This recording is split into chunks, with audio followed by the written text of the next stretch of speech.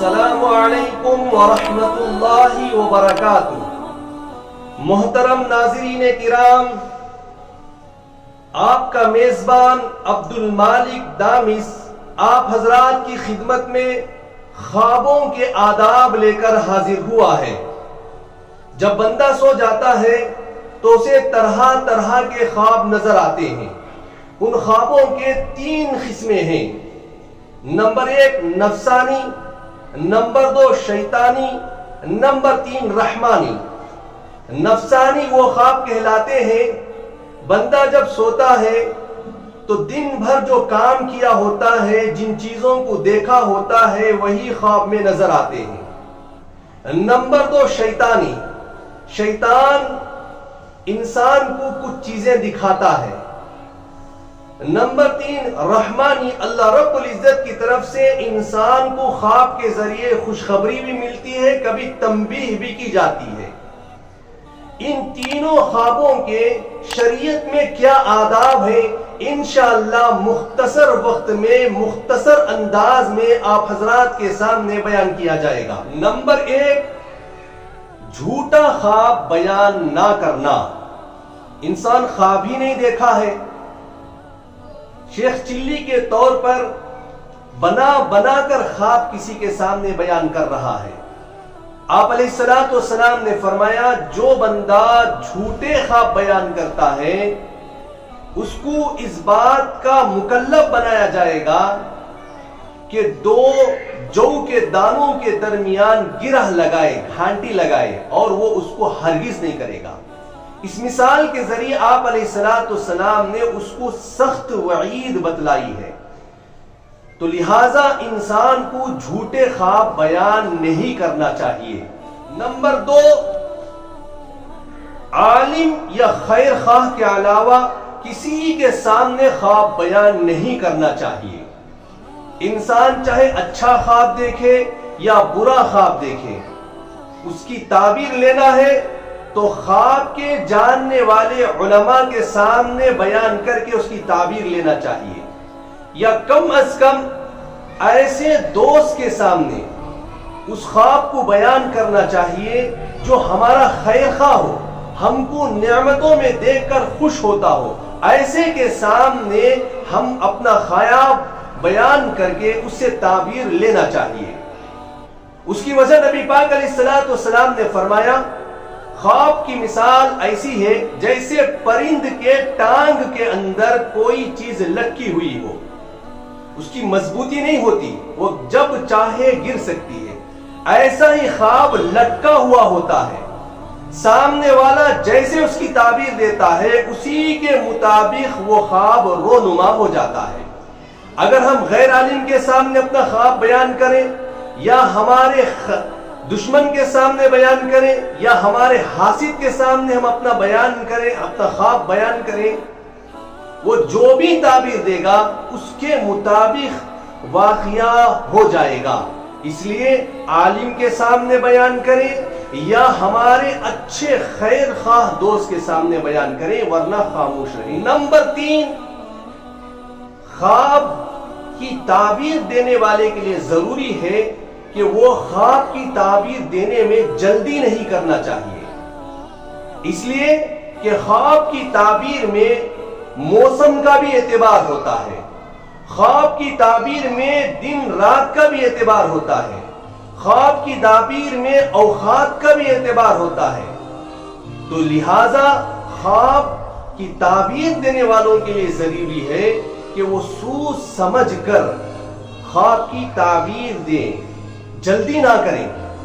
کبھی خواب برا ہوتا ہے مگر اس کی تعبیر بڑی اچھی ہوتی ہے، کبھی خواب ایک ہی ہوتا ہے، موسم کے بدلنے سے تعبیر بھی بدل جاتی ہے۔ اس کی 2 مثالیں میں آپ حضرات کے سامنے رکھتا ہوں۔ علامہ ابن سیرین رحمت اللہ علیہ خوابوں کی تعبیر کے بڑے امام کہلاتے ہیں۔ ایک مرتبہ حضرت کے سامنے ایک آدمی آیا، اپنا خواب بیان کرنے لگا کہ حضرت میری 4 پائی کے نیچے آگ لگی ہوئی ہے۔ آپ نے اس کی تعبیر یہ دی کہ فوراً گھر جاؤ اور اپنے گھر کے سامان کو باہر نکالو۔ وہ آدمی گھر گیا، पूरा सामान बाहर निकाला, क्या देखता है कि उस घर की छत गिरी और पूरा घर तहस नहस हो गया। फिर चंद दिनों के बाद एक आदमी आता है, वही ख्वाब बयान करता है कि हजरत मैंने देखा कि मेरे चारपाई के नीचे आग लगी हुई है। हजरत उसको ये ताबीर देने लगे कि अपने चारपाई के नीचे खुदाई करो। जब उसने खुदाई की तो वहां उसको खजाना मिला। हजरत के शागिर्दों को यह बात बड़ी ताज्जुब सी लगी। उन्होंने पूछा कि हजरत ख्वाब एक ही था मगर ताबीर अलग अलग कैसे? तो हजरत ने जवाब दिया कि पहले वाले शख्स ने ख्वाब देखा था मौसमे गर्मा में। मौसमे गर्मा में आग इंसान को तकलीफ दे होती है, नुकसानदेह होती है। और दूसरे शख्स ने ख्वाब देखा मौसमे सरमा में, सर्दी के जमाने में। सर्दी के जमाने में आग इंसान को फायदामंद होती है, इंसान ठंड से बचता है। तो मौसम के बदलने से ताबीर बदल गई। तो एक मर्तबा जुबैदा खातून, हारून रशीद की बीवी, बड़ी नेक पारसा, कुरान की आशिका, ख्वाब क्या देखती हैं कि चरिंद परिंद इंसान उनके जिस्म के साथ खेल रहे हैं, फायदा उठा रहे हैं। घबरा कर उड़ गई और उन्होंने इस ख्वाब को ये खादिमा के जरिए इब्ने सीरी रहमतुल्लाहि अलैह के पास ताबीर लेने के लिए भेजा। वो खादिमा पहुंचती है और जाकर ख्वाब बयान करती हैं और कहती हैं कि मैंने ख्वाब देखा है। इब्ने सीरी रहमतुल्लाहि अलैह फरमाते हैं ऐसा ख्वाब तो हरगिज नहीं देख सकती। तो उस खातिमा ने हारून रशीद के बीवी के पास आकर कहा कि हजरत कह रहे हैं कि मैं ऐसा ख्वाब नहीं देख सकती, ये कोई और देखे हैं। तो उनकी इजाजत लेकर फिर हाजिर होकर कहने लगी कि यकीनन मैंने ख्वाब नहीं देखा था, ये ख्वाब बादशाह की बीवी जुबैदा खातून ने देखा है। तो हजरत इब्ने सीरी रहमतुल्लाहि अलैह कहने लगे यकीनन वही औरत ये ख्वाब देख सकती है। उसकी ताबीर ये है कि अल्लाह रब्बुल इज्जत इनसे एक ऐसा बड़ा काम लेगा, उस काम के जरिए इंसान भी फायदा उठाएंगे, उस काम के जरिए जानवर भी फायदा उठाएंगे, उस काम के जरिए परिंदे भी फायदा उठाएंगे। फिर चंद दिनों के बाद हुआ क्या, हाजियों के काफिले हज के लिए निकलते थे, रास्ते में पानी का कोई इंतजाम नहीं रहता था, जिसकी वजह से हाजियों को बड़ी तकलीफ होती थी। कभी कभार हाजी जान से भी हाथ धो देते थे। ये सारी परेशानी जुबैदा खातून के पास हाजियों ने की। तो जुबैदा खातून ये सारे परेशानी लेकर अपने शोहर हारून रशीद के पास पहुंचती हैं और उनको बतलाती हैं और उनके लिए कहती हैं कि देखिए अल्लाह रब्बुल इज्जत ने आपको इतने बड़े मुल्क का बादशाह बनाया है, क्यों ना हम अल्लाह के मेहमान हाजियों के लिए कोई नहर खोले। बादशाह खुश होकर इजाजत दे देता है।